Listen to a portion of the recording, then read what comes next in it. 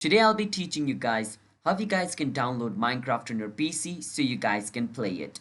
So for this, you want to click on your little Microsoft icon at the bottom left of your screen and search for Microsoft Store over here. Click on it to open Microsoft Store. Now if you have not logged in into Microsoft Store, it's going to first ask you to log in into it, and once you log in into your Microsoft Store account, at the top where it says search, you want to search for Minecraft. Now once you search for Minecraft, it's going to show you tons of Minecraft, but the Minecraft which you want is this, where it says $29.99. That's the one which you want to pick. Now if you want to pick the deluxe edition, you need to pay extra, so you can choose that. But if you just want to play normal Minecraft, you can choose the $29.99 one. From over here, make sure it loads up completely. Then what you want to do is click on buy. Now this game is not free, so you need to buy it.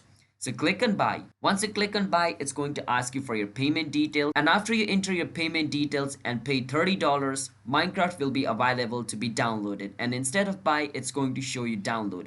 You can click on download and your Minecraft will download. After your Minecraft is downloaded, it's going to show you a launch button over here. You can click on launch and start playing Minecraft.